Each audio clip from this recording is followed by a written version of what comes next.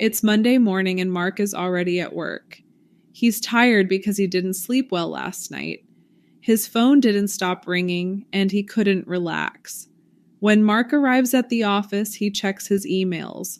One message is from his manager. It says, "Don't forget today's meeting at 9 a.m. Mark looks at the clock and thinks, there's still time. In the meeting room, everyone is talking about the company's new project. Anna's presentation is clear, and the team likes her ideas. Mark listens carefully because he knows it's important to understand his coworkers' expectations. After the meeting, Mark calls his client. The client's question is simple, but Mark's answer needs to be clear. He explains the project's timeline and says, "If there's a problem, I'll call you." By the end of the morning, Mark feels better. He thinks, today's busy, but it's going well.